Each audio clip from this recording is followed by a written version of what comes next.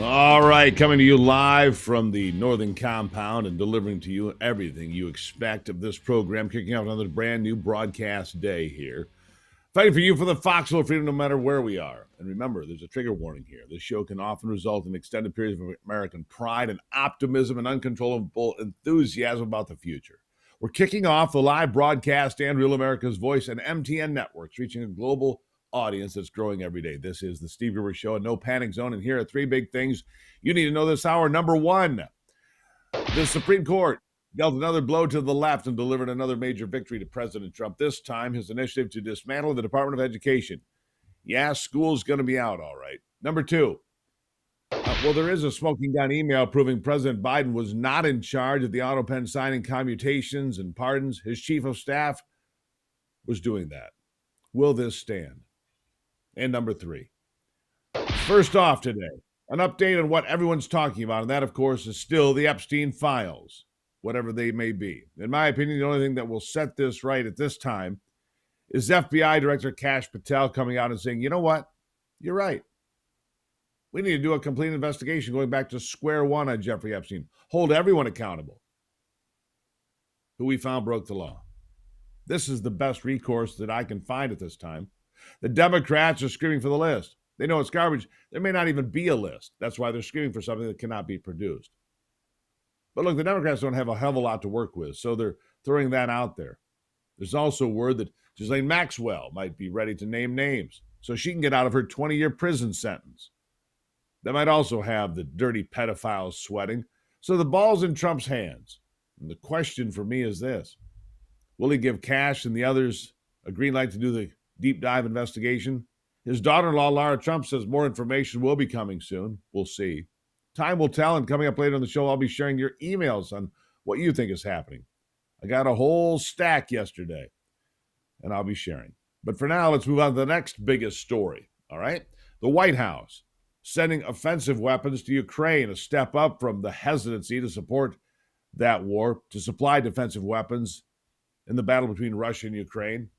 President Trump is very frustrated with Vladimir Putin, who seems completely uninterested in peace at all, who continues to cozy up with China and Iran and, of course, North Korea. So Trump's enacting a two-fold pressure campaign against Russia. First, these offensive weapons to Ukraine, which will actually make us money as opposed to costing us for once. NATO has agreed to purchase the Patriot missile systems from our manufacturers and send them to Ukraine as they see fit. We'll be getting paid $10 billion. Like I said, for once, we're not footing the bill, but instead we're getting a check. And how nice is that? And then second, President Trump has threatened Russia with 100% tariffs if a peace deal is not reached in the next 50 days. 50. Now it's 49. This Ukraine-Russia mess is heating up, no question. There are reports of Russia deploying advanced hypersonic missiles near Ukraine's border, which has rattled some NATO allies because sources say these weapons could hit Kyiv in minutes, escalating fears of a broader strike. And then, of course, there's China, isn't there always? Quietly funneling microchips to Russia, bypassing sanctions to keep Putin's war machine humming along and pushing up the body count every day. Trump's team knows this and is pushing NATO to tighten the screws with sanctions targeting Beijing's high-tech firms. It's a high-stakes chess game. Trump's tariffs and weapons deals are going to squeeze Putin, but will it force him to table or push him closer to Xi? That's the question. This is the razor blade we're dancing on. It's getting trickier by the day. Trump may not have started this war, but he sure is determined to end it. And he's been saying the same thing since day one. This never would have happened in the first place if he had been president. Let's go through the highlights from his meeting yesterday with the NATO Secretary, General Secretary Mark Rutte. I do want to make Here's part one. Again, I said it before. This is not Trump's war. We're here to try and get it finished and settled and whatever. Because nobody wins with this. This is a loser from every standpoint. From day This one. was Biden and this was other people. And it's very sad. It's a very sad situation. This gentleman's doing a great job. He's going to I think he's going to get it, and Matt and everybody else that's working on it, I think he'll get this thing over with hopefully. Yeah. Biden and other people, also known as the shadow warriors, who operated the Autopen, made the big decisions behind the curtain. It's a huge mess, any which way you slice it. Now, you might not be a fan of sending more weapons to Ukraine, and that's a reasonable objection. We don't want to be part of that war, or any war for that matter. I get it. But Donald Trump is known for keeping our men out of wars. And at least this way, we're getting paid for our so far limited involvement. Not only has he secured the lucrative minerals deal, which puts us in greater competition with China in that field, but he's making sure the U.S. isn't handing out free stuff for a war we didn't start. And he's adamant about that part. Here he is again. I do want to make one statement. Again, I said it before. This is not Trump's war. We're here to try and get it finished and settled and whatever. Because nobody wins with this. This is a loser from every standpoint. From day This one. was Biden and this was other people. And it's a very sad. It's a very sad situation. This gentleman's doing a great job. I think he's going to get it, and Matt and everybody else that's working on it, I think he'll get this thing over with hopefully. Yeah, we're not just helping Ukraine defend itself. Trump is also putting the heat on Russia, full scale, who's rebuffed any attempts at peace talks the last several months. Here's more from our commander-in-chief. One of the reasons that you're here today is to hear that we are very unhappy, I am, with Russia. But we'll discuss that maybe a different day. But we're very, very unhappy with them, and we're going to be doing very severe tariffs if we don't have a deal in 50 days. Tariffs at about 100%. You'd call them secondary tariffs. You know what that means. But today we're going to talk about something else. And as you know, we've spent $350 billion approximately on this war with Russia and Ukraine, and would like to see it end. It wasn't my war, it was Biden's war. It's not my war. I'm trying to get you out of it. And we want to see it end. And I'm disappointed in President Putin because I thought we would have had a deal 2 months ago, but it doesn't seem to get there. So based on that, we're going to be doing secondary tariffs if we don't have a deal in 50 days. It's very simple. And they'll be at 100%. And that's the way it is. That can be more simple. It's just the way it is. I hope we don't have to do it. I share President Trump's hope that our involvement does not escalate any further, but this is another wait-and-see situation. Trump the king of stepping up big to the plate, getting it done without further entanglement.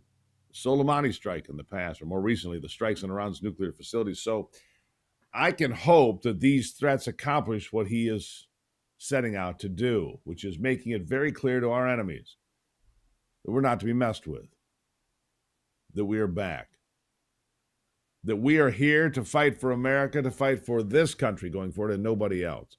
That's what we're here to set the record straight on. That's what Donald Trump's being clear about. So 50 days. That's the benchmark he set, or 100% tariffs, and maybe more. Secondary tariffs as well. We'll keep an eye on all of that. Glad you're here this morning. This is a big part of it. Of course, the big part is China. We're going to talk more about China after the break here. Be sure to follow me on X. I'm looking for 25 new followers this hour. On Facebook, same thing. Instagram, Truth Social, Getter, all of them. All right, we'll talk more about China in just a moment. Thank you for being here. It's the Steve Gruber Show.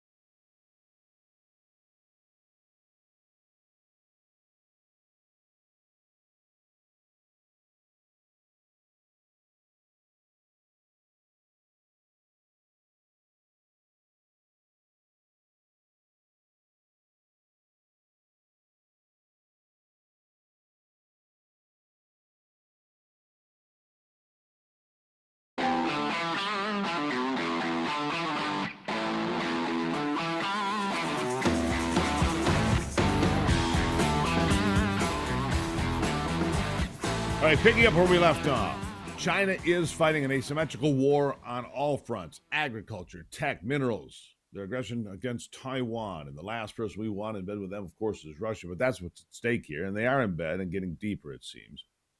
We've already seen Iran supply Russia with drones that are taking out Ukrainian infrastructure, that is. And we don't need the three-headed monster of Russia, China, and Iran to rear its ugly head more. Here's some analysis from the former U.S. Ambassador Rahm Emanuel. As you know this, Dan, even paranoid people have enemies. China is trying to screw us. Okay, they are trying to beat us. Okay, here's the thing: when they say they're trying to bury us, for this moment, let's believe them. And what would you do? It's not a theoretical discussion. Right. They're in the middle of trying to bury us. Yeah. And so I don't think, and it's not just universities. It's the next healthcare cure to cancer. It's the next illness you have, or it's the next great innovation that will create the next Apple, the next Microsoft. And Russia plays into that how? Just because it's an alliance that has been forming Well, and is formed for... Russia plays into it because, one, they said they too want to bury you. And second is, they, on both an economic and political part, want to ensure that the United States and its allies are buried, and the system that we put up to benefit us is replaced. And we either are going to not protect but defend the system that we succeed at, or they're going to have another system. And Russia is very clear and very overt. One side note I would take here, they have a conscious decision to take Europe out of being an ally and partner to the United States, and making that their part of their geostrategic sphere of influence, which is a direct threat to us. Of course, it all is. Seems we're at a crossroads with some worried about the possibility of World War III. Nothing new about those fears, of course. But my friend Steve Bannon has a different point of view. He says when looking at the Middle East, at the Russia-Ukraine conflict, World War III, he says, is already here. Listen. As I've said, the convergence, and you got Bibi Netanyahu and, Tel Aviv Levin and the Israel First crowd cheering on, regime change in Iran. I said by Labor Day, let's take the 1st of September, always a memorable day for European wars. You're going to see the merger of these two conflicts. We are rapidly moving, inexorably being drawn in to a major war on the Eurasian landmass in Ukraine, where we will be a combatant. And we're being also drawn in, they continue to try to draw us in, President Trump's taking a pretty tough line, to be drawn into a regime change conflict in Iran. And those two are going to merge. So all the people said, oh, with Third World War to start, Third World War is here, bro. Been here. Millions dead or wounded already. And it's about to get a lot nastier. It's about to get, we're going to go up a couple of notches. In the United States, by supplying offensive capabilities, is now just like in the 12-Day War. You're going to go from a supplier of weapons to someone that helps them figure out how to use them, to, join as a combatant on the defensive side, to join as a combatant on the offensive side, regardless of whether NATO is the middleman or not. Look, nobody can see around a political corner better than Steve Bannon. So whether it's here or coming, it's going to be important for America to stand strong. And frankly, I'm thankful that President Trump is here now. I'll be honest, instead of 4 years ago. Because I think by watching the last 4 years unfold, he's been able to learn a lot from it. Hope those lessons can serve as a saving grace for us now. I'm going to leave you with this from President Trump. The goal is always peace. Always peace. Listen. Should this transaction with NATO be viewed as a step towards achieving peace, letting Putin know that now Zelensky has a little bit more powerful tools in his tool chest, and maybe that brings him to the table to achieve peace? So I know that you wanted to do that. Brian, that's what we've been saying. I think you might have expressed it better if you wanted to. I'm just That's trying to exactly what give us a summary. That was a nice summary. I think he's done better than us. He's a very good guy, I can tell you that. But no, it's well said. Yeah, I think this is a chance at getting peace. Or it's just going to be the same thing. I have to tell you, Europe has a lot of spirit for this war. A lot of people, you know, when I first got involved, I really didn't think they did, but they do. And I saw that a month ago, and you were there, most of you, many of you were there. The level of esprit de corps, spirit that they have is amazing. They really think it's a very, very important thing to do, or they wouldn't be doing it. Look, they're agreeing to, just, you know, they're paying for everything. We're not paying anymore. We have an ocean separating us. I said, we have a problem. We make the best stuff, but we can't keep doing this. And Biden should have done this years ago. He should have done it from the beginning, but he didn't. He didn't know he was there. This guy, what a horrible job they did for this country. And I just hope between the border and this and so many other, inflation, what a horrible administration. The worst administration in history, in my opinion. It's not my opinion. I think it's everybody's opinion. But this is something that shouldn't have happened, and we're going to see if we can end it. So if you're an America First listener like me, it's been a concerning few weeks. I can't tell you how to think, but I can get you the facts and give you my analysis. And I promise to listen to yours in response. So stick around, because we're going to get to those opinions later in the show. There are piles of emails. I asked for them yesterday. I got piles of emails from you on this topic, on Jeffrey Epstein. So if you want to jump on board, go to stevegruber.com. Send me an email, any topic at all, stevegruber.com. And don't forget to go check out my friends at Hillsdale College. You want to find out about this country, its history, where we are now, where we're going from here potentially. Hillsdale College presents all sorts of free online courses, more than 40. Do like Ivy and I do. Watch these courses instead of Netflix. Sidestep to Netflix. Get something into your noggin. Yeah. Gruber for Hillsdale.com. More than 40 courses. The Constitution, America and Christianity. Where did it all begin? All of these things and more. And the best part, it's free. Completely free. No tuition. No streaming fee to Netflix. That's right. It's free. Gruber for Hillsdale.com. Become one of the 1,000. Become educated and empowered. Gruber for Hillsdale.com.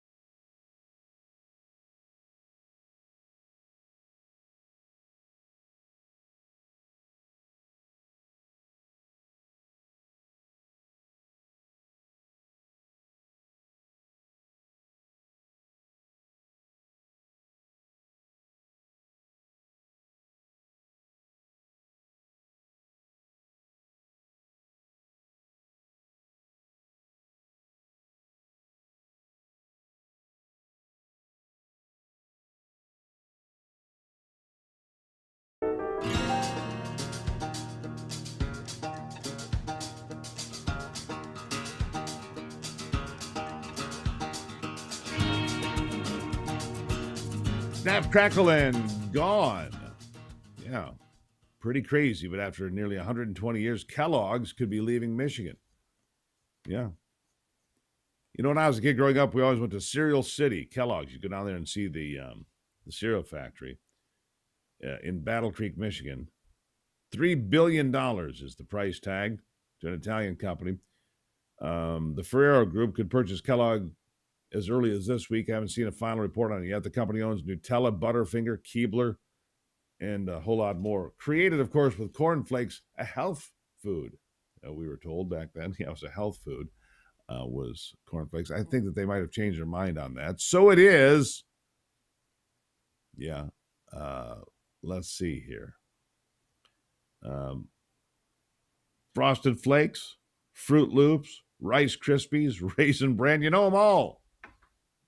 And that's not going to be an American company anymore. I think that can be laid at Governor Whitmer's feet in Michigan. She talks a good game about building more products in America, but the statistics say otherwise. According to the Bureau of Labor Statistics, Michigan boasted 628,000 manufacturing jobs January of 19, down 4.5% to 601,000 now. And Kellogg's on their way out the door. So even the Keebler elves can't save that thing. There you have it. Looking to take control of your health at the Wellness Company. They offer doctor-formulated supplements, personalized care to boost your wellness, whether it's immune support, heart health, or just feeling your best every day. They've got you covered. Become a member today. Enjoy exclusive access to expert consultations, premium products, and health content. If you're ready to start, visit twc.health/Gruber. Do that now. Use the promo code Gruber to save 10%. The Wellness Company, your health, your way. Go to twc.health/Gruber today.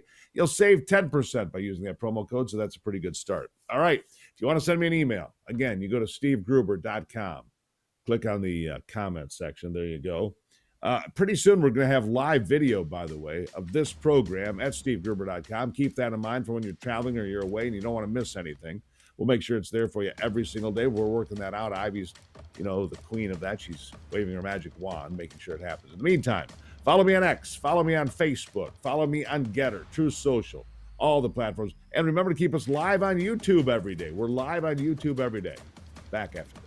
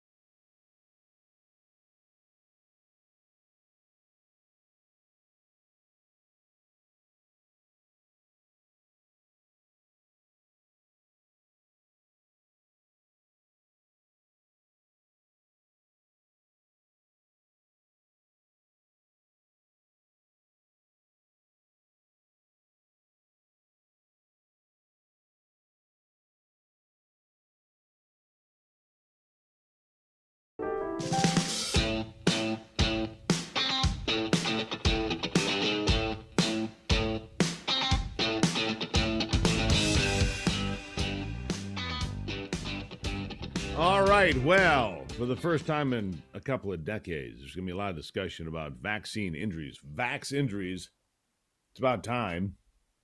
We know the number of vaccine injuries related to COVID are numerous and underreported. Joining me is Mary Holland. She's the president and general counsel of the Children's Health Defense, former law professor, human rights advocate. She leads legal and policy efforts focused on protecting children's health and medical freedom. They're going to be testifying on this childhood vaccine injuries at that U.S. Senate hearing. The Permanent Subcommittee on Investigations will be holding that first hearing, like I said, in some 20 years. Mary, welcome to the program. Thanks for having me. How critical is this, and what kind of vaccine injuries are we talking about here? Well, this is so exciting. This is Senator Ron Johnson, who literally ran a third term for the Senate in order to be dealing with these issues around vaccines, not just COVID, but the whole childhood vaccine schedule and the adult schedule for that matter. So he had a hearing a couple months ago about COVID vaccine injuries and the heart problems, myocarditis that it was causing in particular. But this hearing this afternoon, with about 6 different speakers, 7 speakers total, will really focus on the injuries from all vaccines, COVID, but also flu shots, DPT, MMR. We've prepared a video that they will be showing at this hearing that will be live streamed on our platform, CHD TV. And it's showing that every vaccine can cause severe harm to some people. There's no such thing, Steve, as one size fits all medicine. Of course there's not. Why do you think we were misled? And I think that's the only way to put it, Mary. Look, we were misled on the safety of the vax jabs during COVID. There's no question about that now. You look at the statistics, they're overwhelming, are they not? They are. Our position, Steve, is that the mRNA COVID shots should not be on the market. They're just not safe. They're not effective. They don't stop infection or transmission. Now, what do they do? Well established. Well, there's not much good that we can tell that they do. Allegedly, they will protect you for a matter of months, but then you're actually at higher risk of getting COVID. So we really do have to ask exactly that question, Steve. Why are these products still on the market?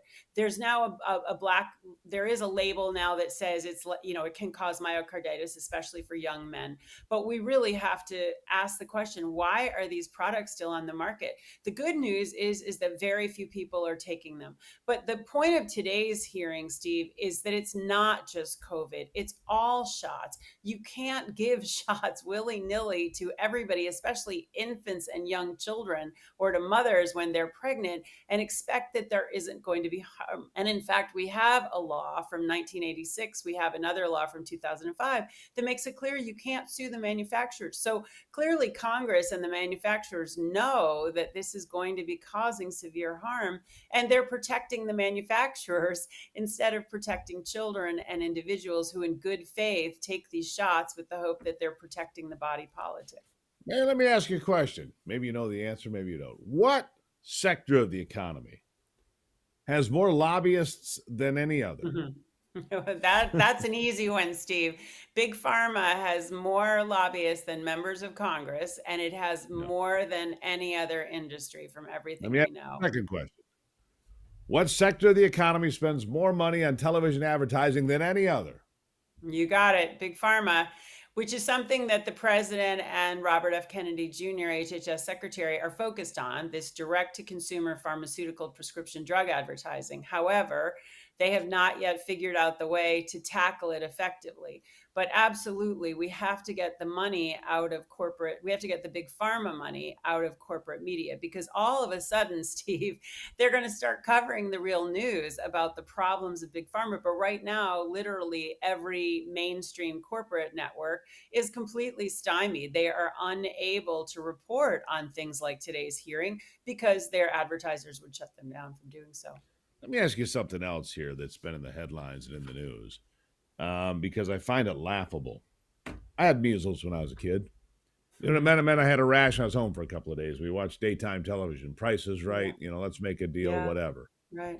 Now, apparently, measles is the scourge of the world because they've got measles outbreaks, and the worst in 20 years. And I know. is measles more dangerous today than it was 20, 30, 40, 50 years ago? Well, that's a good question, Steve. I too had measles as a child. It was absolutely a nothing burger. We had, measles, mumps, rubella, Right. chickenpox. These were normal developmental milestones. Every kid got them. And in fact, there were some advantages to the development of your immune system. Is measles today more serious than it was? It probably is, Steve. Remember, when you suppress a particular strain of a virus, nature abhors a vacuum. You're going to get more virulent strains when you suppress the ones that are more prevalent. So it does appear that measles today, based on the outbreak in West Texas, it does appear that the measles strain that's sort of in circulation today is somewhat more dangerous than probably what you and I Somewhat. had a long time ago. I mean, Somewhat, but is Mary, this a they're not deadly dropping disease? like flies. No, no, absolutely, Steve. It's I your mean, question was, is it different? It seems slightly different, but no, this is not a deadly disease for well-nourished people who have availability of treatment if needed. Absolutely. This is absolutely scare tactics to get people to take this stuff, to take the much vaccine like again. COVID. We're Yeah. back to, and that's why they're making the point back to vaccines and the question about vaccines. Look, Robert F. Kennedy Jr., Bobby Kennedy, who I know reasonably well, has been mocked as a vax skeptic. He's not a vax skeptic. He's a guy who's got some criticisms of vaccines. He's got a criticism of the way the health industry works. He's got criticisms of us advertising pharmaceuticals on the television so everybody can self-diagnose. Oh my gosh, doctor, I saw the symptoms on TV. That's me. I've got, come on, let the Come on. Yeah, I doctors do agree. their job. Yeah. Stop, psychosomatic nonsense we don't need. Yeah. We need actually healthcare professionals looking out for the people, right? Right. Right. Bobby Kennedy founded Children's Health Defense, where I'm now president, and he's a pro science guy, right? What it turns out is none of these clinical trials for any of these shots on the childhood vaccine schedule has ever been properly tested. They were never tested against true inert placebo controls. So they're just bogus clinical trials. And he's now said for any new vaccine, they have to actually go through scientific controlled processes to be put on the market. Yeah, he's not anti-vaccine. He's just pro-science, and these vaccines never had to go through rigorous science. Yeah, they treat him like he's a heretic. Yeah. That's the problem. That's how they treat him. Anyhow, Mary, I really appreciate you being here, Mary, because it's time to tell Big Pharma you can't advertise on TV anymore. That's a really important step. Look, I when they're agree. controlling vast amounts of money, which means, look, if you're a television network, you're Chicken Noodle News, you're MSNBC, you're whoever, and the largest client you have is Big Pharma, together, well, then how are you going to honestly sit there and tell me that that's not putting a thumb on the scale when they do the reporting? Of course it is. I Of got course 30 it is. seconds for the last word, Mary. Well, just to say this is a really new step today, and kudos to Senator Johnson for putting together this Voices of the Vaccine Injured. You can tune in today at childrenshealthdefense.org, 3 p.m. Eastern, to watch it live, or you can tune in later. It's really important that we start talking about this. We do, Mary, and you can come back anytime. We'll talk about children's health Thank you defense so much. anytime you want. These are important topics that other people really aren't talking about, but we are right here every day. Mary Holland, thank you for being here. There you have it. President, General Counsel, Children's Health Defense. These are important topics, folks. You only get them right here. I'll be right back with your economy update.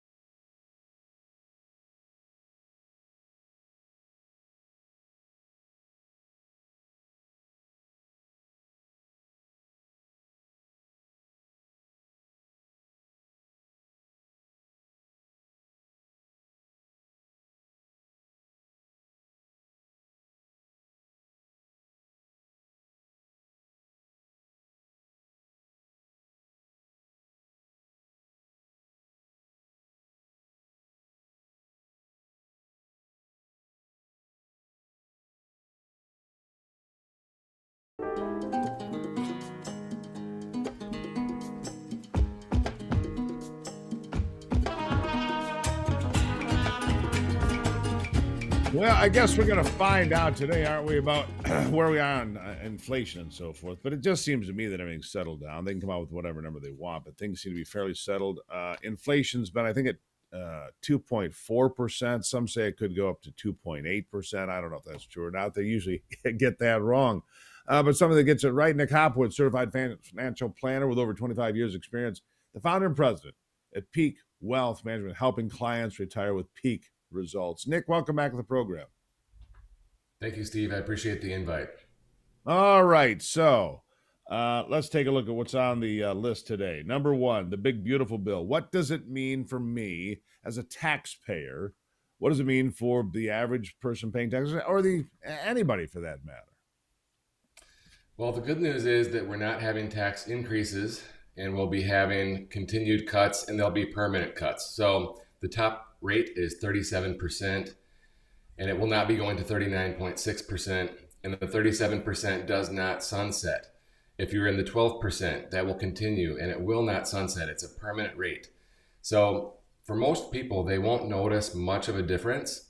It'll just be the avoidance of a tax hike. But also, we do have an increased standard deduction.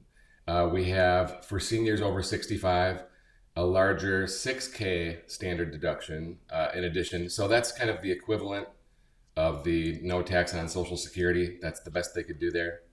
If you have tips and overtime, you have some benefits. If you have a baby this year, you have the Trump account. And if you have a large estate over 15 million, that will now be passing to your heirs tax-free. So that's a big news for the wealthy as well. Well, so it's good for everybody. I see that last quarter, there's a lot of nervousness. April, they were out there trumpeting those worst April since 1932 or some damn thing. It didn't turn out that way, but we had right after Liberation Day, which was, I think, the 2nd of April, a lot of volatility on the markets. But the market's now not too volatile, 44,500 basically, 20,600 on the NASDAQ, 6268 on S&P. I mean, those look pretty good. I guess that my question is, what happened? A lot of volatility in 401ks, a lot of movement, people moving to safe havens and so forth. You say don't do that necessarily. Trust your plan. Whatever your plan is, trust it, right? That's right. And Yahoo Finance reports in the second quarter, the time that you're talking about, April, mostly April was the time when the market was getting punished. We had more activity inside 401k plans than we had in the last 5 years. So go back to COVID, right? People panicking during that time. They did the same thing now. And sadly, what the results show is that most people were moving from their diversified target date funds into money markets and fixed income. And so as we know now, sitting here in July, the market has recovered 30% from those lows, whereas money markets and fixed income have returned 0 since then. And so it's just one more example of why it makes sense not to panic when the markets are going down. Yeah, don't panic. I saw this thing from Schwab. By the way, I got a thing in the mail the other day from Schwab about a class action lawsuit involving Schwab investors. Not sure what that's about. It popped in the mailbox. It's one of those deals where people get like $5. You're part of the class, but there's a bazillion of you. You get $5. But the Modern Wealth Survey, apparently people think it's $2.3 million to be quote unquote wealthy. I don't think if you ask people with a net worth of $2.3 million, that they consider themselves to be wealthy, but apparently that's what the average person thinks out there. Your thoughts? Yeah, it's very subjective, right? In fact, last year the number was 2.5 million. This year it's 2.3 million. And so, you got to factor in, do they have a pension? What does the Social Security look like? Are we talking about home equity? Is it just the portfolio? There's a lot of questions that I have, but I find it interesting that the number is 2.3. And there's another question that Schwab asks: how much money do you need to feel comfortable? And that number is 839,000. So go figure. But if I have 2.3 million, do I feel wealthy? Do I feel rich?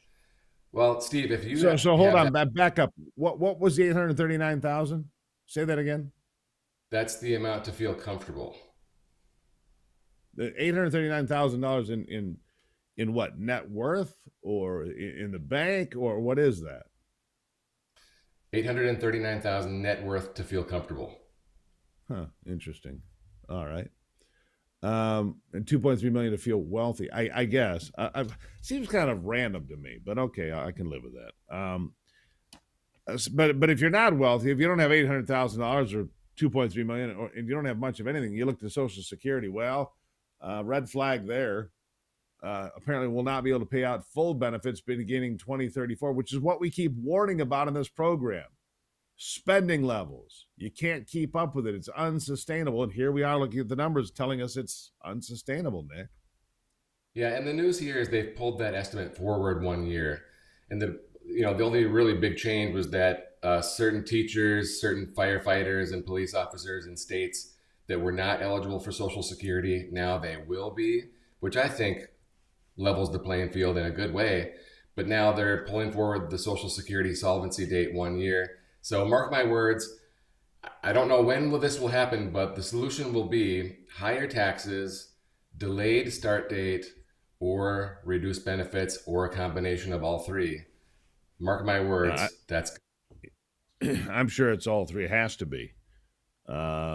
Look, it took them less than 100 years to bankrupt Social Security. It was kind of a Ponzi scheme to begin with, in my estimation. But there you go. If you want to know more about Nick or get a second opinion, and you want to follow a plan, well, you need to make one first. You can make one with Nick at peakwm.com, peakwm.com with Nick Hopwood. Because he comes here, he's common sense. He's not a run and gun kind of guy. We were talking a little bit about crypto and so forth. Man, it's on fire, but I don't own much. You don't own much. Never did trust it. But if we had put it all in, Nick, if we had bought coins at $1,000, we'd be happy now, wouldn't we? Steve, you could have doubled your money since September. Yeah, I heard that from somebody. I heard that. Yeah, double your money since September. Nick Hopwood, peakwm.com. Find out more with Nick. Nick, as always, thank you for being here. Thank you, Steve. Really appreciate it. He's just a breath of fresh air, isn't he? We'll take a break and be back. It's the Steve Gruber Show.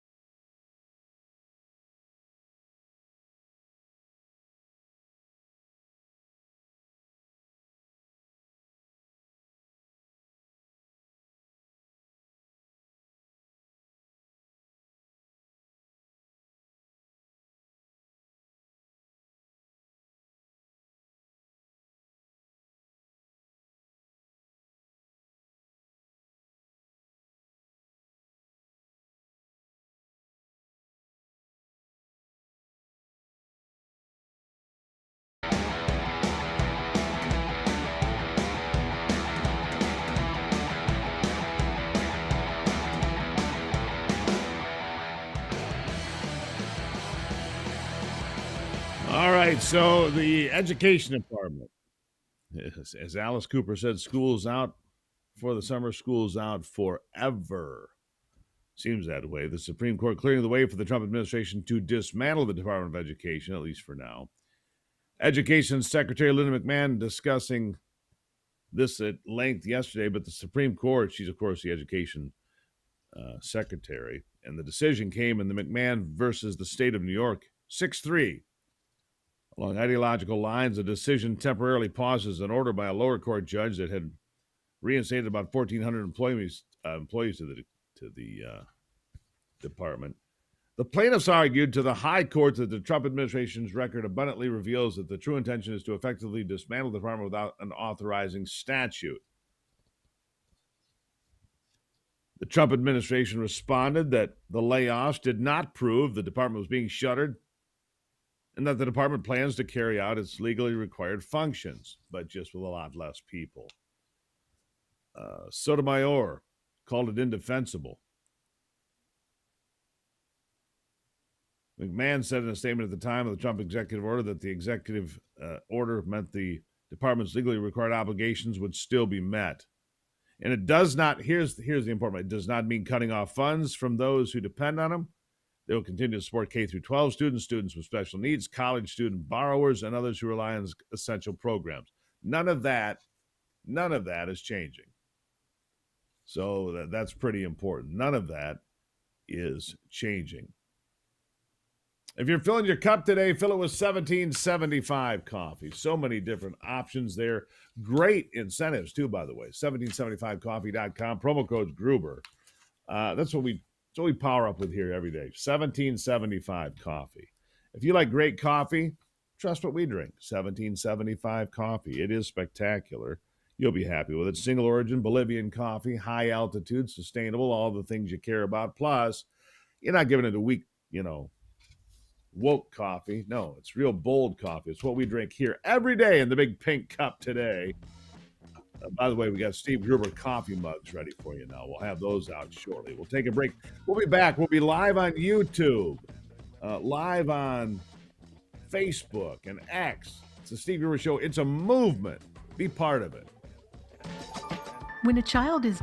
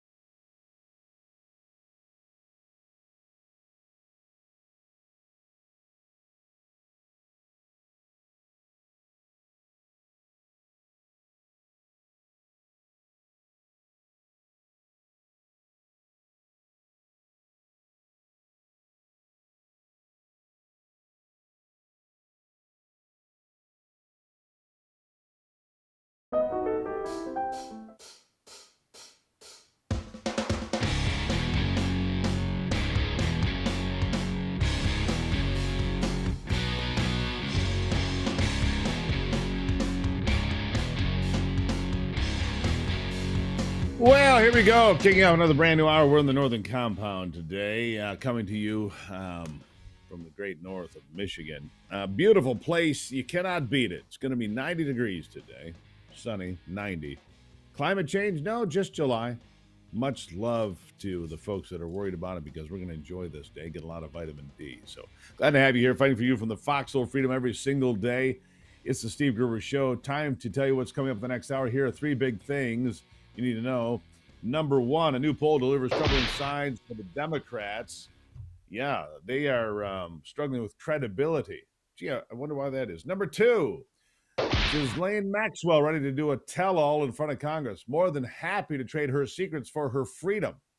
I mean, it's better than 20 years in prison. That's what she's serving right now. And number three, the Autopen scandal. The Autopen scandal is exploding on the scene. Yet another setback for the left, as we have now learned from the New York Times it was not Joe Biden who approved 11th hour pardons and commutations. Jeff Zients, his chief of staff, who was kind enough to put it in writing for us. Yeah, listen to this. Look, the Autopen, I think, is maybe one of the biggest scandals that we've had in 50 to 100 years. This is a tremendous scandal. And I know the people on the other side of the, see that desk, that Resolute desk? Unfortunately, he used it before me. But, you know, we have our choice of 7 desks. They're all beautiful, but I chose the Resolute, and so did he, unfortunately. But the people on the other side of the Resolute desk, I know them. Lisa, the whole group, and they're no good. They're sick people. And I guarantee you he knew nothing about what he was signing. I guarantee it. I believe that the president is correct about that. You know, the New York Times uncovered this. Dr. Anthony Fauci's pardon, by the way. And Zients, who used to be a guy in charge of the COVID-19 response in some extent, was the guy that actually authorized Anthony Fauci's pardon. And Milley's pardon, and a whole bunch of other folks. Look, here's how it played out. I'm going to read you an excerpt in case you have missed it for any reason. From the New York Times, happened over the weekend, but look, there's so much to deal with. We're catching up. At the January 19 meeting, which took place in the Yellow Oval Room of the White House residence, Mr. Biden kept his aides until nearly 10 o'clock to talk through such decisions, according to people familiar with the matter. It means they had him sitting in the room. Joey, all right? Joey, good. The emails show that an aide to Mr. Siskel sent a draft summary of Mr. Biden's decisions at that meeting to an assistant to Mr. Zients, copying Mr. Siskel at 10:03 p.m. The assistant forwarded it to Mr. Reed and Mr. Zients, asking for their approval, and then sent a final version to Ms. Feldman, copying many meeting participants and aides at 10:28 p.m. This is important. You got a group of people in this meeting. They claim the president's there. I have no way to prove or disprove that. And they say what they came up with were parameters, guidelines for pardons and commutations, not names, just general guidelines, and then the staff could fill in the names. That's what Joe Biden claims. That's what his team claims. So 3 minutes after this 10:28 email, Mr. Zients hit reply all and wrote, "I approve the use of the Autopen for the execution of all the following pardons." He chose the names. He chose the people. The people around him chose who was going to get pardoned. It did not come from the President of the United States, which is required by the Constitution. And it was not signed by the President of the United States, which I believe is required by the Constitution, but there's some debate over the Autopen and e-signatures and things of that nature.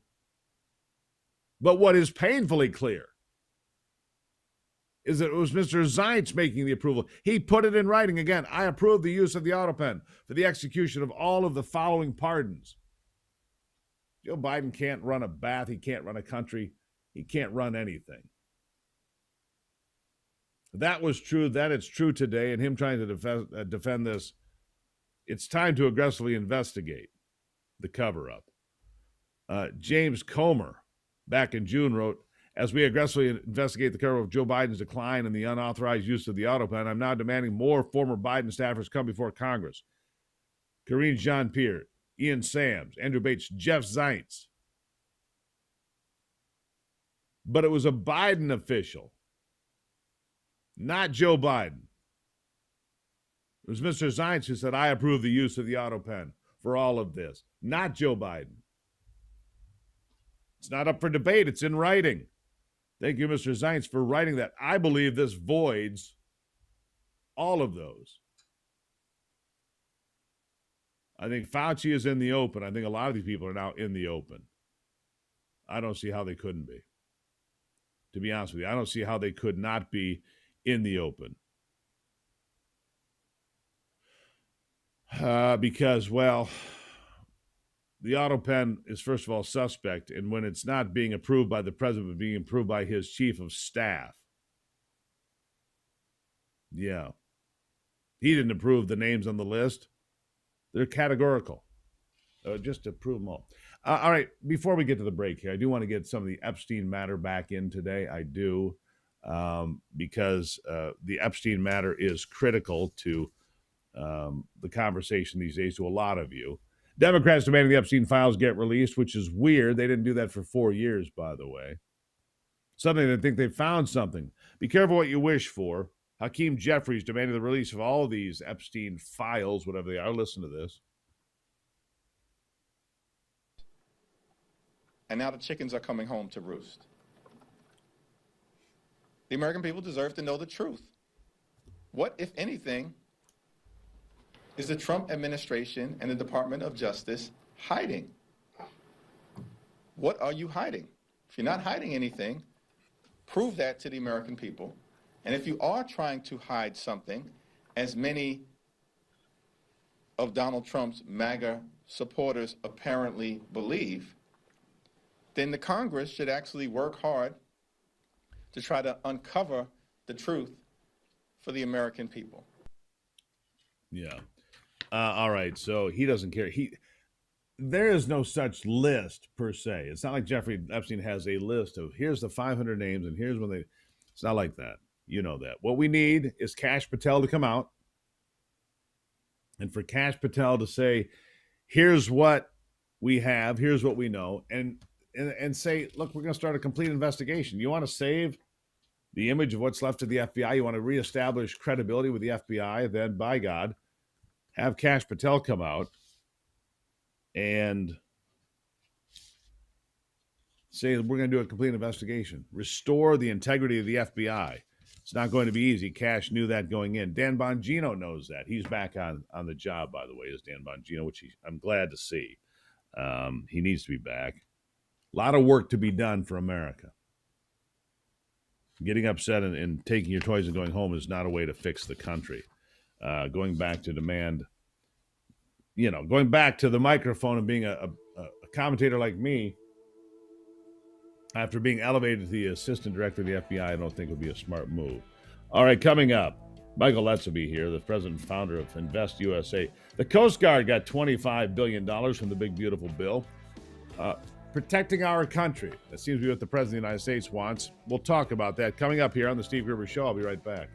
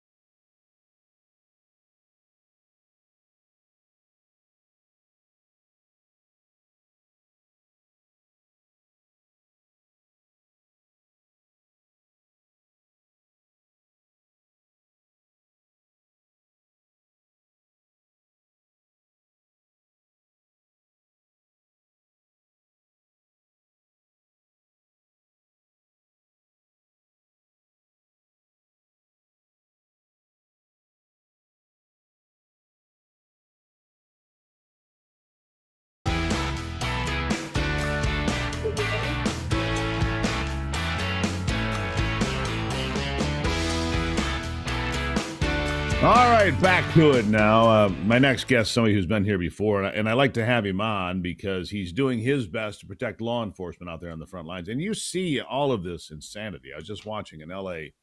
city councilwoman demanding from LAPD that they give advance warning when ICE or Border Patrol or any other federal agency is conducting enforcement, arresting people here illegally or whatever. And the LAPD says, yeah, we can't do that. Why not? It's called obstruction of justice. It's illegal. I mean, would you tell a terrorist suspect the FBI is on its way over to talk to you because you're a terrorist suspect? No, of course not. It's insanity, and they know it, and everybody else knows it too. So there you go. But joining me now is Michael Letts, founder, president, CEO of Invest USA. They provide bulletproof vests to the thousands, as many as they can. There are thousands of law enforcement people out there that have no vests, but there's something bigger going on. Michael, welcome back to the program. Always a privilege with you, Steve. Good morning, and thank you for the opportunity. Well, I appreciate it. You know, every time you're here, I end up buying a vest, and so we do our best. Well, you know, they're about $700 a piece. So just real quickly, tell the folks how many officers are on duty today, are on the job today in the next 24 hours, any shift, first shift, second shift, third shift, doesn't matter, that do not have the basic protection of an effective, and that's an important word, an effective bulletproof vest. How many today? Roughly 600,000. 600,000 law enforcement, frontline people don't have. Now, see, when I see the local police or the sheriff's department, they always look like they have a vest on. Who's running around without one? You would be amazed, Steve. 80% of law enforcement is for rural agencies. That's smaller agencies. Most of them don't work for big organizations. And out of that 80%, the ones that they have concealable vests don't have an active shooter vest. Now, in the old days, you would have never thought somebody would have used a long-range rifle, AK-47, in the country. Nowadays, that's prevalent, and it's become, quite frankly, a very distressing matter for our first responders out on the field today. Yeah. Crazy stuff. All right, so we'll get back to that in a moment, but I want to talk a little bit about the Coast Guard. Big funding in the big, beautiful bill. Big funding for the Coast Guard, which is pretty remarkable. $25 billion from this package. If I can go back in time, the Coast Guard is the group that I would join. People think of Coast Guard. I mean, people don't realize how important, how integral the Coast Guard is to defending this nation. We've got them, of course, on the Great Lakes. We've got them on the Gulf of America. We've got them on the East Coast, the West Coast. The Coast Guard is out there doing an incredibly important job. Do tell, $25 billion, how important? Well, it's critical because of the fact, we've talked about it on your show before, Steve, how that we have such a influx of not just only terrorists, murderers, rapists, criminals, that quite frankly, it's overwhelming for our first responders, for our law enforcement in the field. The only way to get a handle on this is to use military presence as well, which is what the Coast Guard is. And the Coast Guard has a great ability to interdict those coming in via the oceans to our borders. They have a great ability to interdict with intelligence. And so they need every bit of the funding that is coming in if they're going to be a true partner with our homeland security. And that's what it's about. People need to understand that we're having to integrate an awful lot of things we didn't do in the past. The old days, you just had your sheriff's deputy. He took care of your area, and that was it. Things have changed because of the fact that of previous policies, open border policies, et cetera, bringing all these terrorists in. Now we've got to beef it up. And the only way to beef it up is to allow our military, which is part of the Coast Guard, to be able to interdict with our law enforcement officers. This gives them the ability to do so, gives them the funding that they need to be able to upgrade their equipment and to make sure that we work together to make America safe and free once again. I'm going to go back in time quite a ways, actually, to the late 1990s, because I found this stunning, and it comes to mind when you're talking here. Kelly's Island, Ohio, is out there north of Cedar Point, for those of you that know Lake Erie, northern Ohio, Michigan, that part of the country, whatever. And there was a little place on Kelly's Island where you could walk up, and there's like a little picture phone deal back before, picture phones were a big deal on your mobile. And in order, if you're coming over from Canada, across Lake Erie, you're supposed to walk up, push, call this number, look in the camera and say, I'm here for this. Nobody ever answered, by the way, from the U.S. The phone never got, I watched a number of people do it. Nobody ever answered the phone. We had no protection whatsoever. And the northern border gets overlooked, is my point. you've got the Great Lakes. You've got 8 states that touch the Great Lakes. And so you've got 8 states that are vulnerable to some sort of, illegal activity coming in from Canada. And there's a lot more of it today than there's been in the past, isn't there? Well, there's no question that you bring up a great point, Steve. We've been able to secure the southern border so well, or 0 crossings, may I add, over the last few weeks. But what's happening is it's becoming a transition. They're getting smarter. They're talking about our drug cartels, and they're moving north. And not just the drug cartels or terrorists. Just in the last few weeks, we picked up over 15 Iranians who were of military age, military training, who have been coming in through Canada, through the northern part of the border. And so, these people are, I want to make sure that the listeners understand the cartels, the terrorists are not stupid people. They're very intelligent.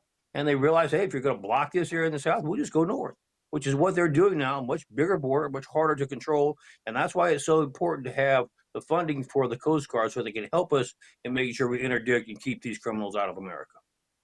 Yeah. We need to keep these criminals out of America. That's a fact. Now, real quickly before we go, we got about a minute here, Michael, and I always want you to get a plug in for Invest.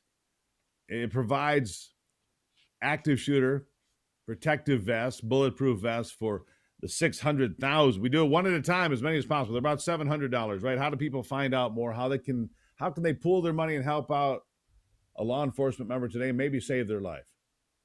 You go to our website. That's INVESTUSA.org. It's a charity.org. They'll have the ability to contribute. Let me put in one quick plug, Steve. Local law enforcement helps ICE. ICE is being targeted. And so when they're shooting at ICE members, they're also shooting at local law enforcement. They deserve the right to be able to defend themselves and be able to come home safely to their families. So please help make sure they have the vest that they need. InvestUSA.org. Do your part. INVESTUSA.org. Michael, always good to see you, my friend. We'll talk again. The same here. Thank you, Steve. God bless you. God bless America. God bless America.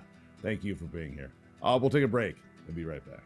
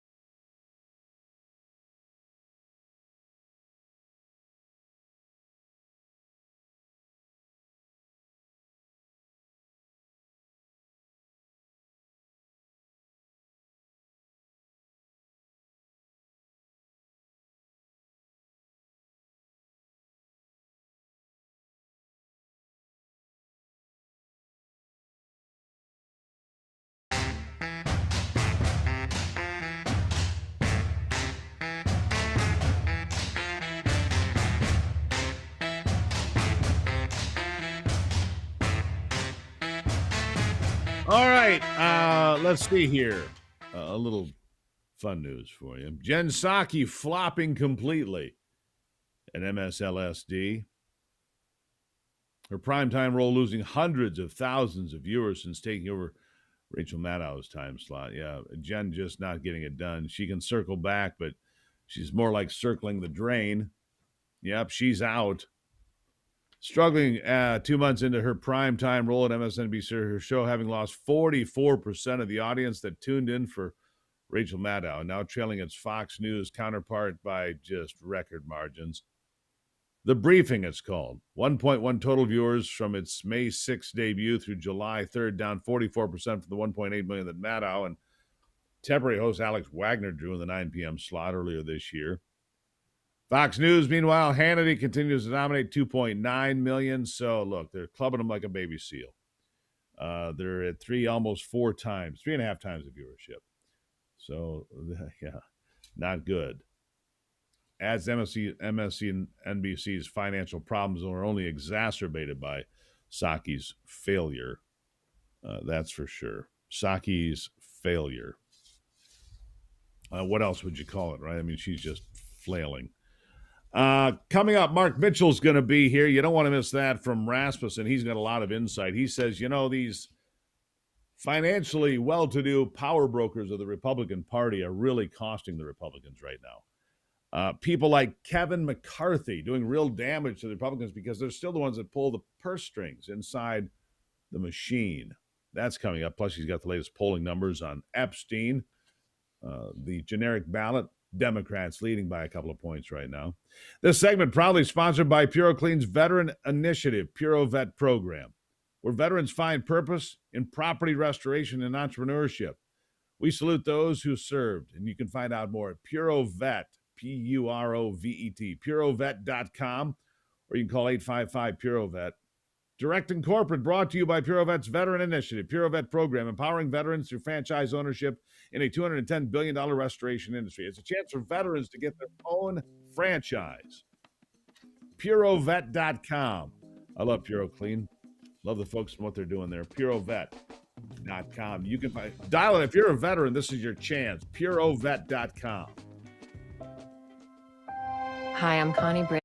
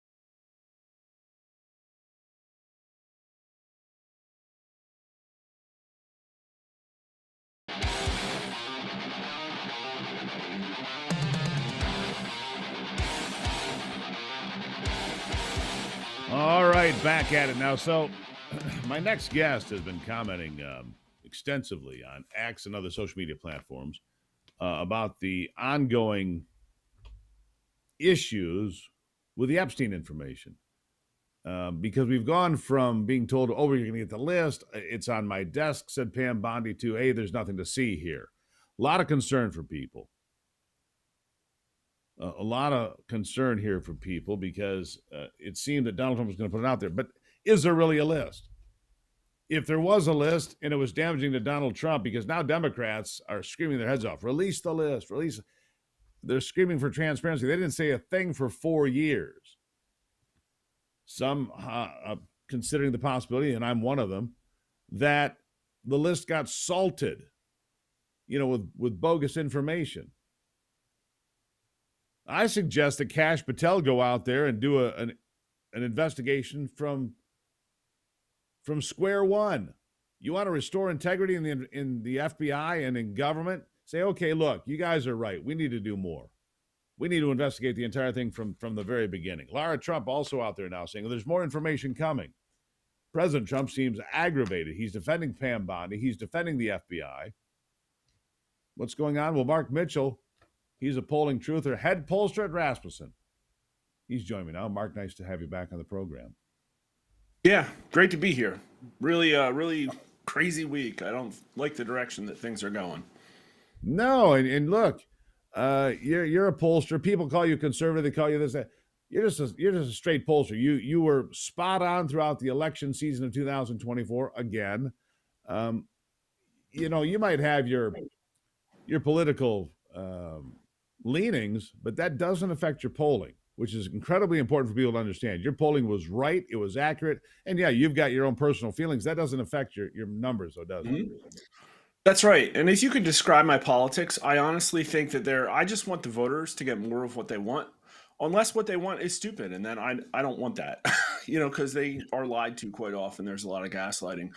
And, two things can be true at once. Donald Trump's numbers aren't really that bad. And yet at the same time, this is very, very, very dangerous territory here, because this is a very core thing to his voting base. And I'm not actually talking specifically about the Epstein list. I'm talking about the way that this has been handled, because the drain the swamp promise has been out there for like a decade now. And you know what? Two-tier justice is at the core of drain the swamp. Voters do not like it. It's one of the most unpopular things that we poll on. And quite frankly, to campaign on this, and I know that Trump didn't say it as much as other people in his administration did, but to campaign on this and then do a complete rug pull after signaling for months that this was coming doesn't look great, and that does not restore trust in the federal government. And the reason Trump got elected is because there is zero trust in the federal government. Yeah, exactly right. That's one of the big reasons. Of course, the economy may be the biggest reason. We talked about that at length. When it's all said and done, do people care more about their pocketbook or Jeffrey Epstein? I think they care more about their pocketbook. But there are concerns here because it's that two-tier justice system that you mentioned. People don't want pedophiles walking around just because they're powerful people and getting away with it. Mark, that's pretty simple, isn't it? Yeah, that's true. I think it's all tied together, though, with the economy, because the economy was the number one issue. But let's not forget that it was a government-instigated inflation spiral. That was a problem. And then on top of that, we had the border as the number two issue. And in my opinion, the border is the biggest economic signal, because what people are concerned about is prices and jobs. And what happens when you take millions of people from other parts of the country and flood your nation with them in a way that people understood was being done by the government? We had over a majority saying that Joe Biden was doing this on purpose, causing an invasion of the country. And so, again, they want all of this stuff corrected. They want their First Amendment right to redress their government for all of these things that are complete violations of the public trust. And this is one of the most easy, salient ones. This was a layup. This was a slam dunk. Donald Trump could have come out and completely done something different. It wouldn't have been hard, and they would have had entirely different optics. And again, his numbers are down, but they're only -3 right now. He was that low. I think the lowest he got was -5 this term. It was back in April. But here's the thing. In April, the market tanked 15%. So what's going on in the last week or two for Trump has been as bad as the market tanking 15%. So for everybody out there like Ben Shapiro saying this is a non-issue, they're absolutely wrong. And it might not all be Epstein. There were some other things.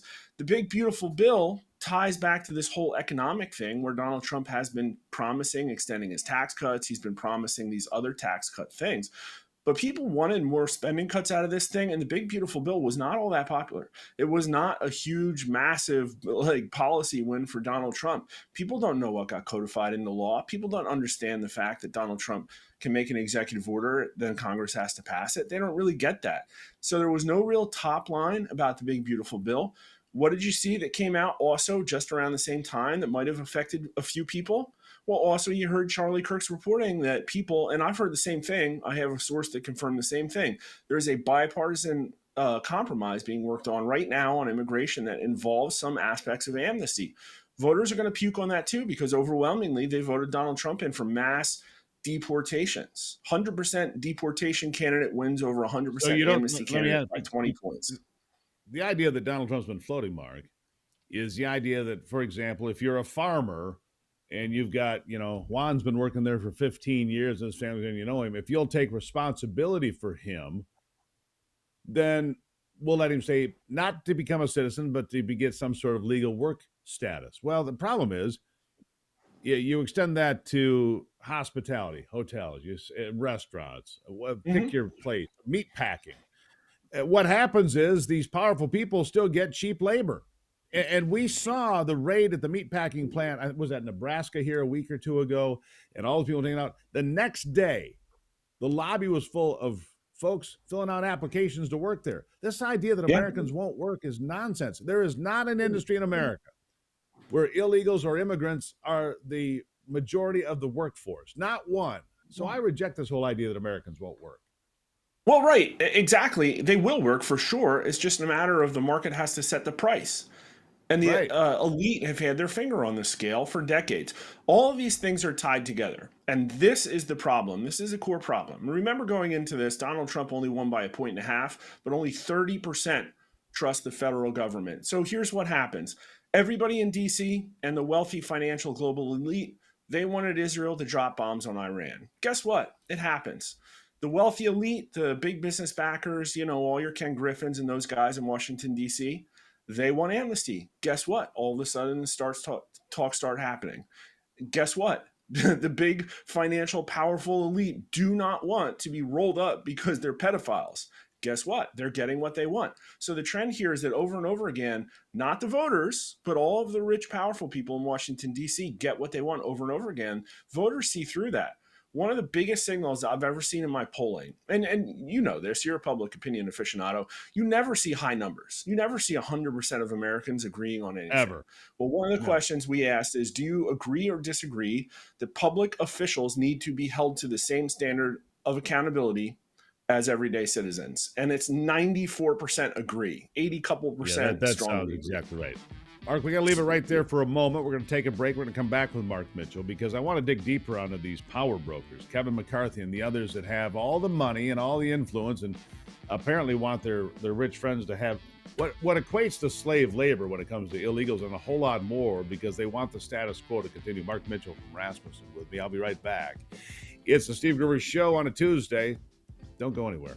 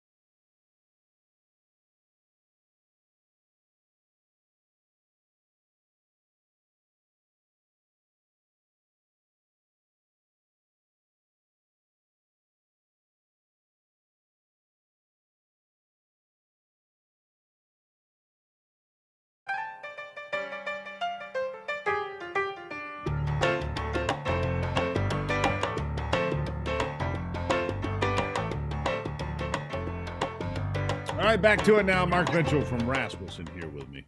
Right now, he told me yesterday the generic ballot's +2 for the Democrats. That doesn't really surprise me going into the midterms. But yeah, this is the first chink in MAGA's armor, this whole Epstein thing. What do you think that, real quickly before we get on to a couple other things, do you think that if Kash Patel came out and said, look, I'm going to do a complete investigation from square one, like I suggested for the last several days, I'll return credibility to the FBI. We're going to find out what the truth is. We're going to dig out, and anything we find, we're going to put out there for you that is fair to the victims. Would that help? Yeah, 100%. I think it would help. Trust me, bro, is not the way to restore trust in our institutions. This is not about who's in charge. This is about the fact that we have a Federal Bureau of Investigations that costs $11 billion a year. And quite frankly, I think it's investigated school board mama bears more than it's investigated Epstein Johns. That can change with an announcement. They announced a Brennan investigation. Guess what? Announce an Epstein Island investigation. Do your work. Come back and report to the American public that you've restored trust in the institution by making it do its job. Yeah. Now, I want to talk about Kevin McCarthy. He's still, this guy basically pushed out by MAGA and others for being a failure in his position. I don't dislike Kevin McCarthy per se, but look, these are the people that are still the puppet masters. And you say there's about a half a dozen of these folks inside the Republican circles that control all this money. And even if you have a great candidate in some places, if that's not the candidate that they knight or they, say, this is our guy, this is our woman, this is who we're going with. If you're not that person for Kevin McCarthy and company, you don't have a shot here. It doesn't matter if you're the best candidate. If you're not their buddy, if you're not their little, protege, then you're out. Yeah, gatekeepers everywhere. Now, I want to caveat this. I don't live in Washington, D.C. I'm not a Republican Party insider, but I report to the American public on politics, and I feel duty-bound to try and understand this issue with a little bit more nuance than many people have. People do not understand the Republican Party. They say things like it's controlled opposition. It is not controlled opposition. It is a massive, sprawling, nationwide organization made up of multiple groups, plus the accompanying 501c3 infrastructure, tons of volunteers, and a lot of those people have been there for a long time. They want to get candidates elected. They've seen things come and go. They've seen, the John Birch Society. They've seen Tea Party patriots. They've seen things like MAGA come and go. And their job is just to make sure candidates get elected. But the thing is that they're not looking at polling. They don't know what Americans want. In their opinion, getting people elected is taking the most expedient way possible, which is in most cases to run a squishy moderate, because they think they need to distance themselves from scary conservative thoughts, because that's what they've understood over the last couple of decades. And oh, by the way, if they get to pad their pockets or their friends' pockets with some money from on high sprinkled down from the NRCC, then they're going to go ahead and do that. Now, I went and walked the halls of Congress, and what I found is that, in my opinion, most Republican legislatures actually have principle. Maybe they owe some favors to some people that helped them get elected, but most of them are trying to do the right decision. But that's so different than Democrats, who have all of these carrot and stick methodologies to make sure that everybody votes exactly like the Democrats want.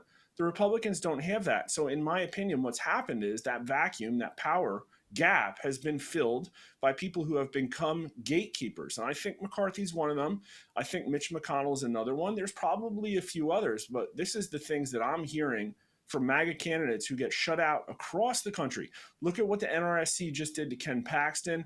I'm hearing David Giglio is getting shut out by the NRCC. They're not allowing donors to give money to a MAGA candidate. They're going to run a candidate that underperformed Trump in 24 and lost because he's got buddies. This is the kind of thing I hear in almost every state that I poll. Time and time again, these embedded gatekeepers in the Republican Party.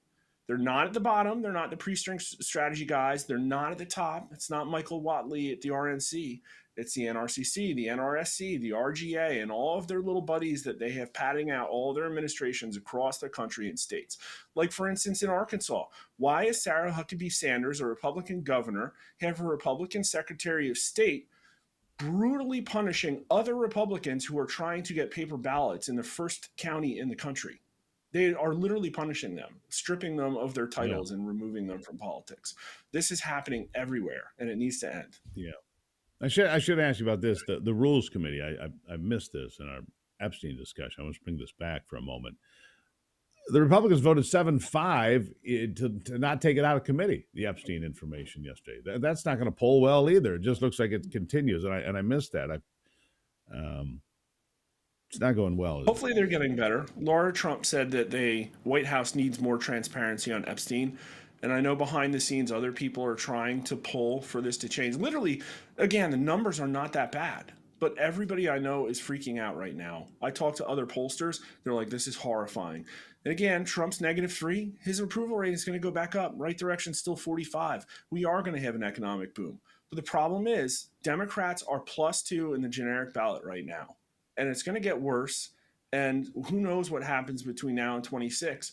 But the Republicans always pick up less than the generic ballot says they're going to. So at this point, it looks like a foregone conclusion that Donald Trump is not doing well enough to prevent the House and the Senate. Where does he need to be? Hands of the Democrats. Last question: where do you think he needs to be to do well? I don't think there's any chance you lose the Senate, but you could pick up a seat or two if the Republicans were in good shape. If not, you don't get a shot at Michigan. You don't get a shot at New Hampshire. You got to be in decent shape to pick up those seats for Republicans. You probably don't even get Ossoff out of Georgia, which he's a pretty weak candidate. But if you're not having a strong Republican year, you might not get that either. 30 seconds. I'll give you the last word. Yeah. I would not rule the Democrats out in the Senate races. I've been surprised so many times, especially in the fall, when my polling said that Republicans were gonna win more than they would. This one's a really important bogey for the Democrats. Listen, if they get the House, I'm sure they have all kinds of things they've been wargaming. They're going to try and trot out. But this is very politically unprecedented time. So many things can happen. You just like to see the Republicans in a better situation because Americans trusted them, and they're being let down. Mark Mitchell from Rasmussen. Keep him on your to look at list every single day. Mark, as always, appreciate it. Thank you, sir. Thank you, Steve. Great to be here. There you have it. Straight shooter. That's what we like around here. Straight shooter. I'll be right back.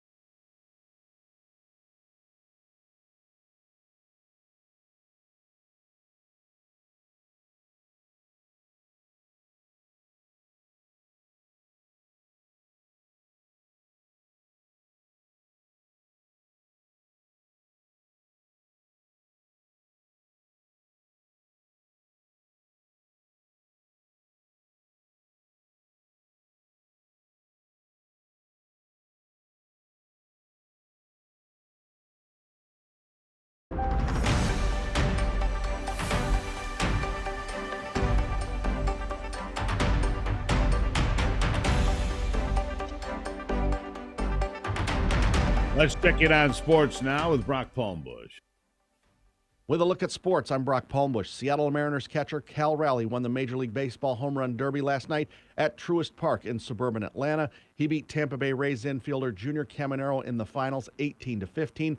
Raleigh is the first catcher ever to win the Home Run Derby. The Big Dumper, as he is called, leads the majors in home runs with 38. The MLB All-Star Game is tonight at Truist Park.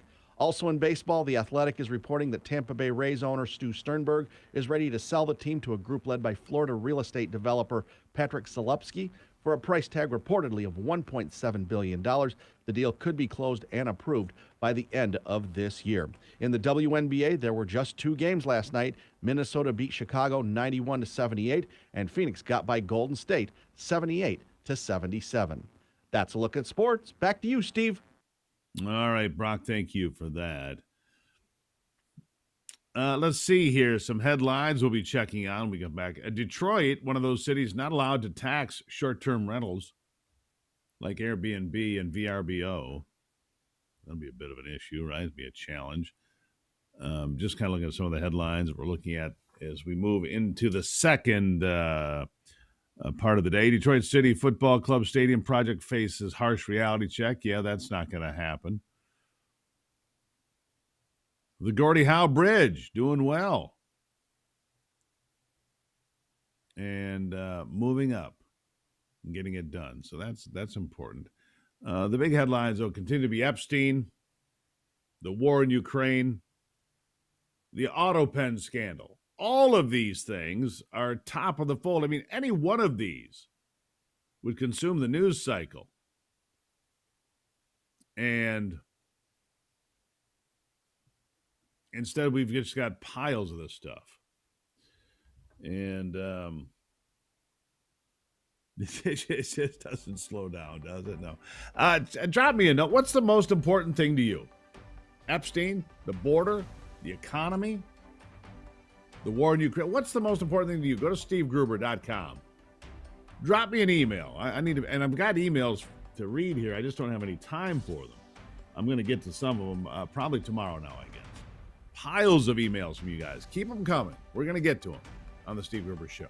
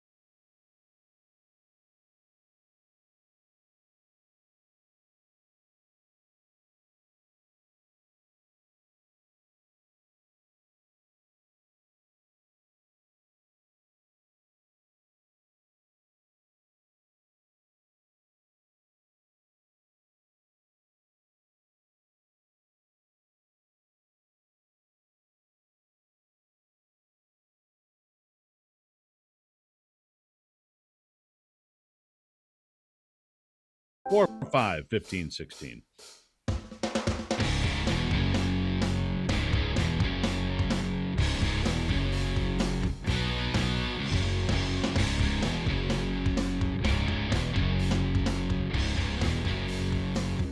Well, let's kick off another big hour here on the Steve Gruber Show. How about it, huh? Here for the Northern Compound, here for you, fighting for you from the foxhole of freedom. We'll dig that foxhole anywhere in America and fight for freedom.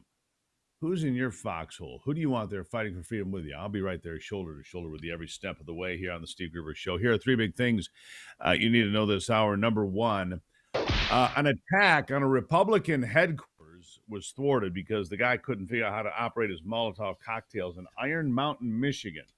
We'll have that story for you coming up. Number two, Make America Again got a big boost yesterday from the ice cream industry. That's pretty cool. And number three, the Autopen scandal. Look, the Autopen, we talked about at length here to begin with.